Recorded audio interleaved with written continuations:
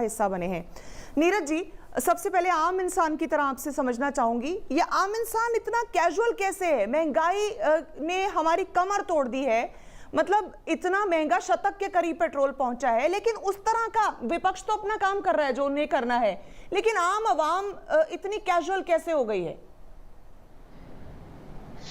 देखिए, जो हमारा जो पेट्रोल प्राइस है वो 4 उसमें कंपोनेंट्स हैं। एक तो जो रॉ क्रूड प्राइस है वो जो इंटरनेशनल मार्केट प्राइस है उससे मॉनिटर होता है। दूसरा क्या होता है, जब वो जो क्रूड रॉ इंडिया में आता है उसके बाद जो ऑयल मार्केटिंग कंपनीज हैं वो उसमें अपना कमीशन जोड़ती हैं, उसमें अपना मुनाफा जोड़ती हैं, रिफाइनरी कॉस्ट होती है। उसके बाद क्या है, गवर्नमेंट इसके ऊपर एक्साइज ड्यूटी लगाती है। एक्साइज ड्यूटी के बाद जो डीलर्स होते हैं उसकी कमीशन लगती है। उस कमीशन के बाद जो स्टेट गवर्नमेंट है उसको वैट लगाती है। अब देखिए, क्रूड प्राइस जो है वो तो इंक्रीज हो गया। अब जो इंक्रीज हो गया तो गवर्नमेंट जो टैक्सेस है उसको उतने का उतने ही रखा हुआ है। तो क्या था, लॉकडाउन में क्या था, 20 बैरल का एक क्रूड ऑयल था जो कि अब 60 बैरल का $100 पर बैरल का है। तो प्राइस तो बढ़ गया जो है, बट जो टैक्सेस है वो कम नहीं हुए।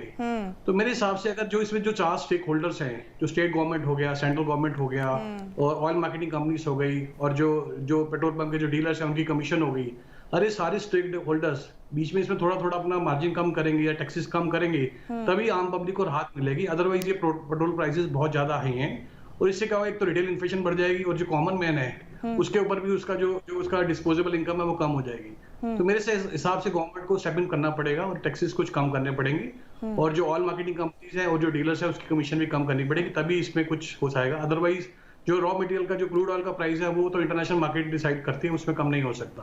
तो मेरे हिसाब से गवर्नमेंट को स्टेप इन करना पड़ेगा और कॉमन मैन को देखते हुए थोड़ा सा इसमें टैक्सेस कम करना चाहिए। आप एक इकोनॉमिस्ट की तरह बात कर रहे हैं, तो मैं आपसे ये भी समझना चाहूंगी कि सेंटर और स्टेट्स ये एक्साइज ड्यूटी इतनी बढ़ा के अभी तक ले क्यों रहे थे? इन्होंने इस सिचुएशन को कंट्रोल या कंटेन करने की कोशिश क्यों नहीं की? अगर $20 प्रति बैरल था, जो इस वक्त $63 प्रति बैरल है, तो उसको कंटेन करने की कोई कोशिश क्यों नहीं नजर आई किसी की तरफ से? क्या समझते हैं इसको, आप कैसे समझते हैं? बिल्कुल।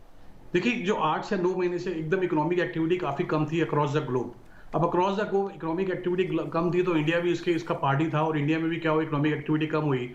जो गवर्नमेंट का रेवेन्यू है, जो जीएसटी कलेक्शन हो रहा है या जो कॉर्पोरेट टैक्स है वो भी कम हुआ। अब गवर्नमेंट को अपनी जो क्या कहते हैं सैलरीज पे कर रही है या गवर्नमेंट को अपने जो रिफॉर्म स्कीम्स चलानी है, जो गवर्नमेंट को जो अपने बेसिक एक्सपेंसेस हैं वो तो पूरे करने हैं। तो जब आप कॉर्पोरेट टैक्सेस, आप इकोनॉमिक एक्टिविटी नहीं चल रही, कॉर्पोरेट टैक्सेस नहीं आ रहे, तो गवर्नमेंट को रेवेन्यू कलेक्शन उसलिए यानी गवर्नमेंट अपना रेवेन्यू कलेक्शन करने के लिए